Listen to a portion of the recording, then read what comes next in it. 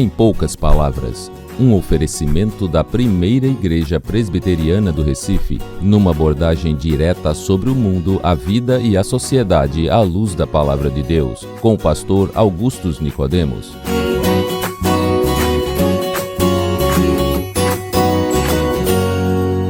Olá, queridos, este é o programa Em Poucas Palavras, e a você que nos acompanha, desejamos a graça e a paz do nosso Senhor Jesus. Você pode nos acompanhar pelo YouTube e agregadores de podcasts, como também pela Rádio IPB, todos os dias em 2 horários, às 13 e às 19 horas. Eu sou Denis Cavalcante e comigo o nosso comentarista, o pastor Augustus Nicodemos.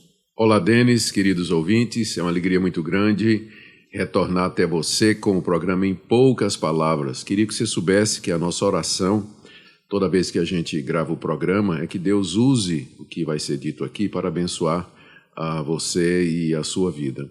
Denis, eu tive uma experiência ontem, quando eu voltava de São Paulo, estava no aeroporto de Congonhas, e eu queria um cafezinho, não é? Certo. E tinha lá uma banquinha, né, onde vendia café e tudo mais, e muita gente lá, e tinha uma mocinha lá, atarefada, atendendo um, atendendo o outro, e eu consegui chegar perto dela e disse: moça, a senhora tem descafeinado?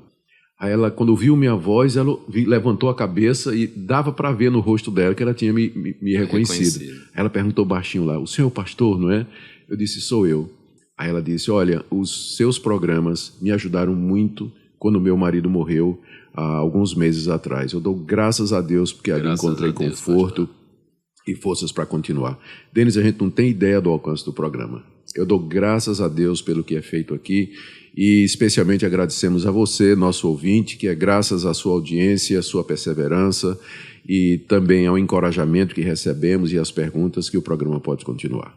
Ótimo, pastor. Excelente. A pergunta de hoje, pastor, vem do Wesley Antunes. Ele pergunta o seguinte: o que a Bíblia fala sobre ecumenismo? E o que a Igreja Presbiteriana pensa a respeito disso? Muito bem. Em primeiro lugar, nossa saudação a você, Wesley. Muito obrigado pela sua pergunta. Vamos primeiro definir, não é? Definir o que é ecumenismo, para depois a gente poder chegar a essa pergunta sua, né? O que é que a IPB pensa sobre isso? Bom, ecumenismo é uma palavra que tem origem num termo grego, oikumene, que significa o globo inteiro, a terra inteira. Então, ecumenismo foi o nome que se deu à ideia muito antiga de que o ideal humano era que tivesse uma única religião que cobrisse toda a terra, que todos os moradores da terra, da oikumene, tivessem o mesmo Deus, tivessem o mesmo culto, crescem nas mesmas coisas. Era o ideal, né? E sempre tem gente com pensamento utópico e ideias assim, que nem sempre são possíveis nem práticas, mas sempre teve quem gostaria que o mundo todo tivesse só uma religião, cresce no mesmo Deus e assim por diante. Então o movimento ele sempre existiu, ele vem desde o período pós-apostólico, mas ele ganhou muita força há cerca de 300, 400 anos atrás, Denis, quando de dentro do próprio cristianismo surgiram pesquisadores, teólogos e pastores, líderes, críticos da Bíblia e que chegaram à conclusão, errada, diga-se, né? Chegaram à conclusão de que o cristianismo não era a única religião verdadeira. Eles criam que havia erros na Bíblia, que Jesus não tinha ressuscitado dos mortos, que era autoritarismo dizer que Jesus era o único caminho para Deus, e aí eles enfatizaram a paternidade universal de Deus e a filiação universal dos homens, ou seja, todos os homens eram filhos do mesmo Deus. E que, portanto, o certo seria resolvermos as diferenças teológicas, baixarmos as armas uns com relação aos outros nessa briga de religião religiosa e nos unirmos para adorar o mesmo Deus e servindo a Ele de todo o coração.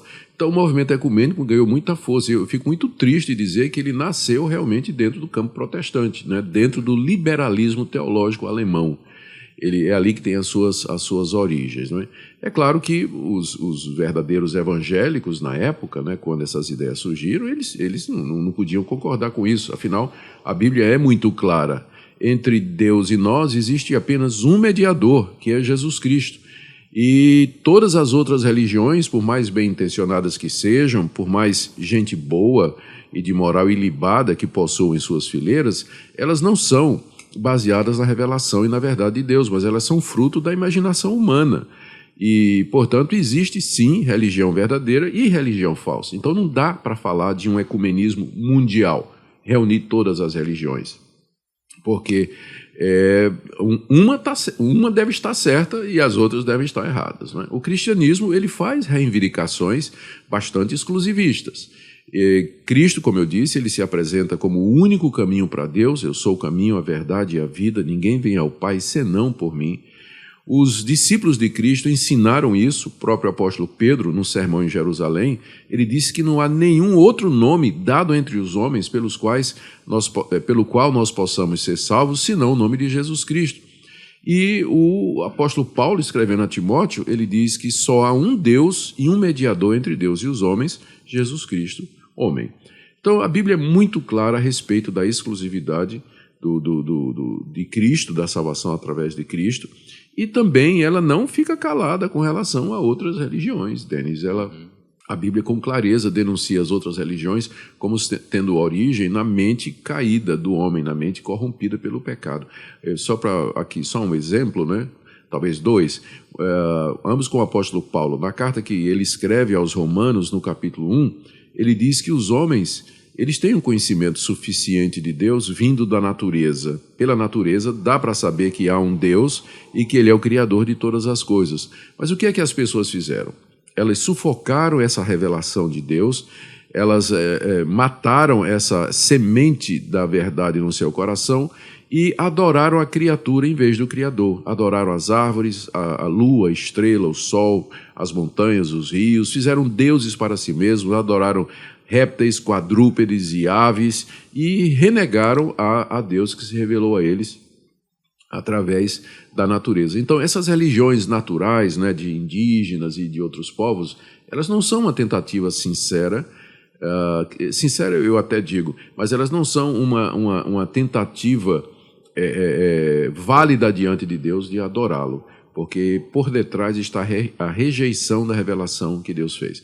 Então, eu estou dizendo tudo isso, Denis, para dizer que, do ponto de vista cristão, o ecumenismo, entendido como a unificação de todas as religiões, como se todas elas levassem ao mesmo Deus, para o cristianismo, essa é uma concepção impossível e errada. Agora, existe um bom ecumenismo, né, que eu queria dizer, que é aquele pelo qual Jesus orou na oração sacerdotal em João 17. Ele diz: Pai, que eles sejam um, assim como nós somos um.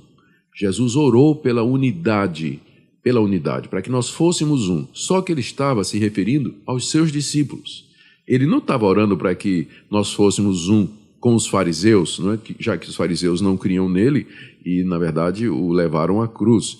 Mas ele queria que houvesse esse ecumenismo saudável entre os seus discípulos, que é a Igreja de Cristo, que é feita daqueles que creem nele como único Senhor e Salvador, fosse tão extensa quanto o mundo. E que entre nós cristãos que cremos na ressurreição de Jesus, na palavra de Deus, na bendita Trindade, na ressurreição dos mortos, na salvação pela graça mediante a fé, no dia do juízo, na vinda do Senhor Jesus Cristo, que entre nós houvesse unidade. Nesse ecumenismo eu acredito, Denis, né, e luto por isso, né, para que haja mais união entre os irmãos de diversas denominações, mas que creem basicamente as mesmas coisas que são as grandes doutrinas que o Evangelho ensina.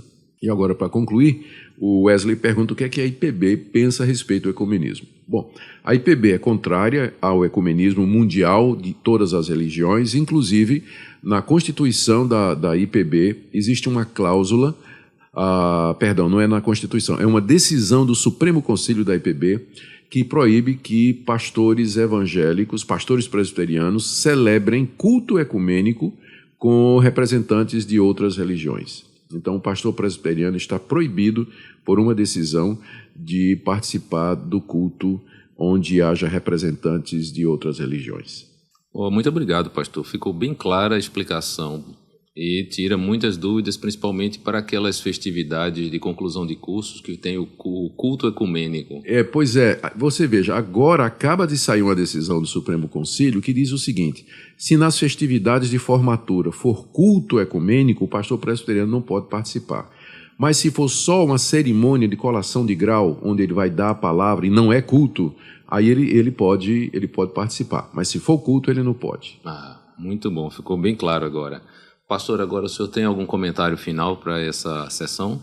A única palavra que eu tenho aqui, ao término dessa sessão, Denis, é encorajar os crentes em Jesus Cristo a serem mais tolerantes uns com os outros, a compreender melhor as diferenças que existem entre as nossas denominações e ter comunhão entre nós, promover a comunhão entre nós para que sejamos um, como o Senhor Jesus Cristo desejou. Esse é o verdadeiro ecumenismo.